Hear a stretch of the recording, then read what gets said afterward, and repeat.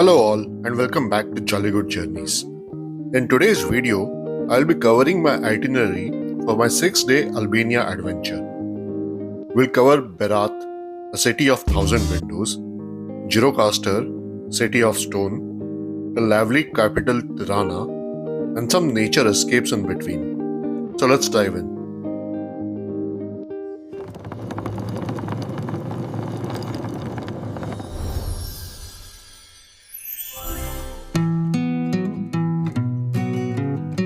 Seven days in Albania began in Berat, the city of 1,000 windows, where my off-path journey first unfolded.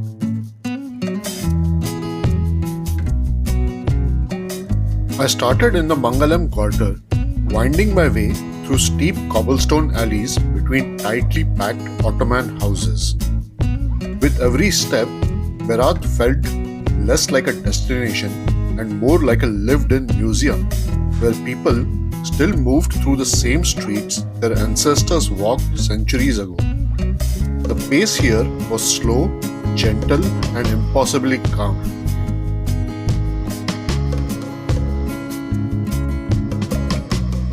From the Gorika Bridge, the view finally explained Berat's nickname.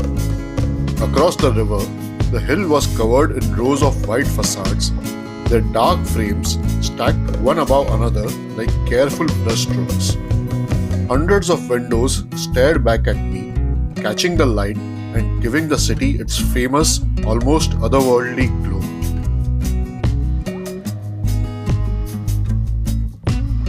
Climbing up to Berat Castle, the city opened beneath me in every direction.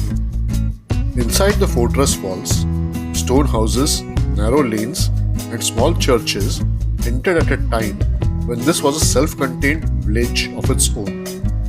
Standing there, with the wind moving through ruined towers, I felt like I was watching all of southern Albania from a single perfect lookout. On day 2, I left Berat and followed the Osam River deeper into the mountains. The road clung to the hillside, dipping in and out of bends as the valley narrowed and the cliffs grew higher around me. Osam Canyon revealed itself slowly, first as glimpses of pale rock through trees, then as sheer limestone walls dropping straight into calm turquoise water below. Walking along narrow paths etched into the cliff, I looked down at the river flowing gently between boulders, polishing the rock like glass over thousands of years. Ferns and grasses clung to impossible ledges, thriving wherever a trace of soil and moisture gathered. From different viewpoints, the canyon changed character. Sometimes wide and open with sun pouring in, sometimes tight and shadowed where the rock faces almost met. The silence was broken only by birds and the soft movement of water below. It felt like standing inside a giant stone corridor carved patiently by nature, far away from highways, concrete, and city noise.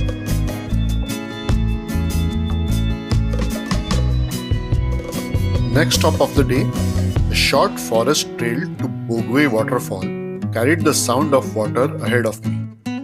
A growing murmur hidden behind the trees, promising a different kind of reward.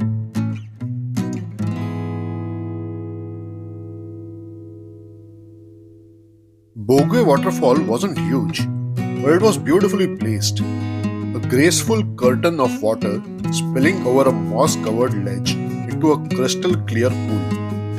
The air around it was noticeably cooler, filled with fine spray that caught the sunlight in tiny rainbows. Green ferns, overhanging branches, and pale rock walls turned the spot into a natural amphitheater. It was the kind of place where time seemed to pause for a while, and you could just sit and listen to the steady rhythm of water hitting stone. Day 3 took me south to Gjirokastër, where a massive stone castle watched over an entire city of slate roofs and steep cobbled streets. The bazaar in Gjirokastër felt like a step into a different century. Long stone streets sloped gently down the hillside, lined with old shops selling copperware, carved wood, textiles, and traditional clothing. The sound of hammer on metal echoed from coppersmiths' workshops, while the smell of fresh birek and coffee drifted from small bakeries and cafes. Locals and visitors moved slowly under the shade of tiled roofs and wooden eaves, and every doorway seemed to offer a glimpse into the city's trading past.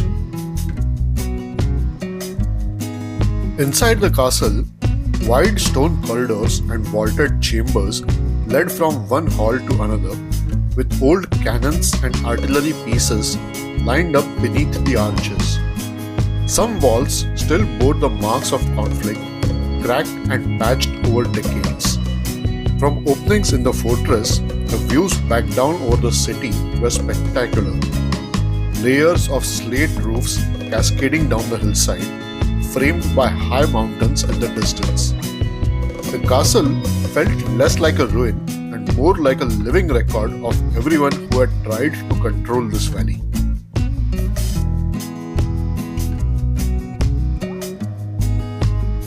Later, at the house of Ismail Kadare, Albania's most famous writer, the story shifted from warriors to words. The building, now a museum, preserved the layout of a traditional Girocaster home. Stone base, wooden upper floors, and interior rooms arranged around a central hall. Low ceilings, ornate wooden details, and a patterned textiles gave the rooms a warm, lived-in feeling. Old photographs, manuscripts, and personal objects hinted at the writer's early life here, in a city where stories were shaped by both harsh history and everyday family scenes. It felt like stepping into the opening pages of one of his novels.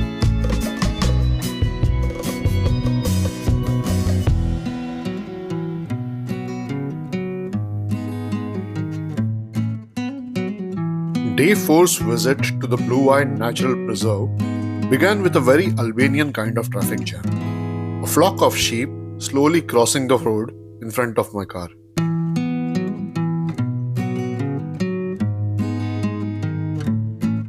The Blue Eye itself felt almost unreal. Hidden in a patch of forest, it appeared first as a patch of bright turquoise, then as a perfectly round pool where an underground spring forced its way up from deep below. The center was a dark, inky blue, surrounded by lighter rings of green and turquoise that seemed to glow from within.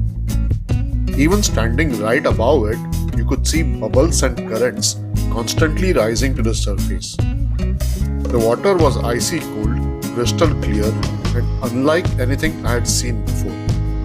Like staring into a natural gemstone set in rock and trees. From Blue Eye, the next stop was Antigonia. The road passed through soft, rolling countryside. Small farms, grazing horses, and stone houses clinging to the slopes gave the drive a slow, rural rhythm. The ruins of Antigonia weren't grand temples or towering columns, just low stone walls and scattered blocks spread across a quiet hillside. But looking closely, you could still trace streets, foundations, and outlines of houses from an ancient city long gone. Wild grasses and thistles grew between the stones, blurring the line between what humans had built and what nature had reclaimed. It was a reminder that not all history survives in a postcard perfect form.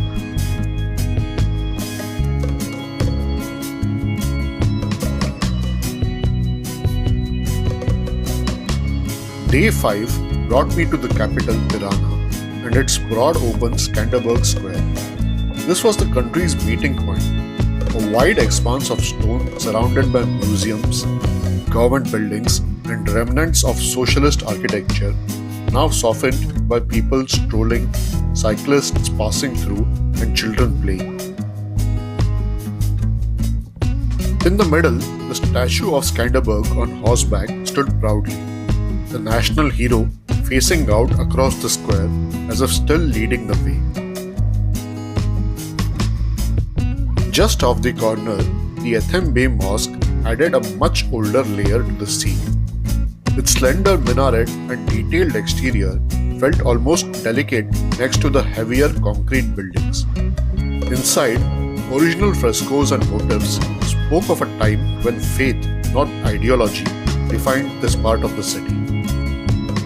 A short walk away, the Pyramid of Tirana sat like a strange fossil from the communist era. Once a monument to Enver Hoxha, then abandoned, covered in graffiti, and now slowly being transformed into a public cultural space. It was the perfect symbol of how the city was reshaping its past. Banka too took that history underground. Entering through a modest doorway near the center of the city, I found myself in a concrete bunker built to protect the regime's inner circle from a nuclear attack. Inside, long corridors connected rooms filled with documents, photographs, uniforms, and everyday objects. The exhibits told stories of surveillance, political trials, and life under a leader who trusted almost no one. Old telephones, radios, and control panels sat in place as if they had just been switched off. The lighting was dim, the air cool and still, and every echoing step reminded me that this had once been a space designed for fear and control rather than comfort. It was uncomfortable but important to walk through.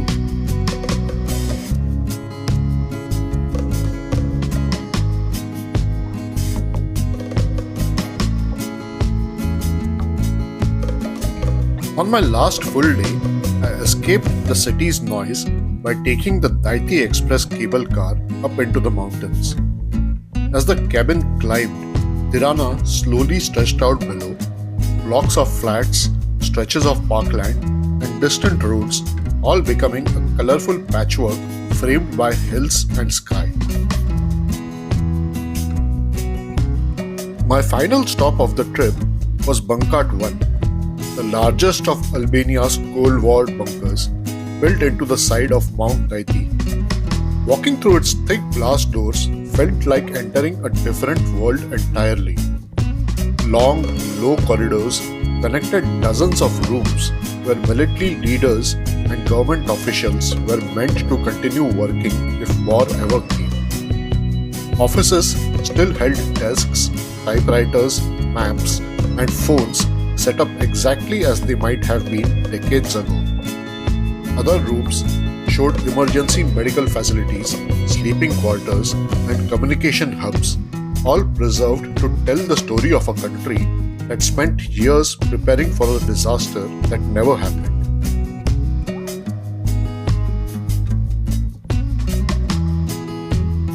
As I moved from one exhibit to the next, seeing children's gas masks, propaganda posters, and meticulous plans for survival, the contrast with the bright, open Albania I had been exploring all week became impossible to ignore.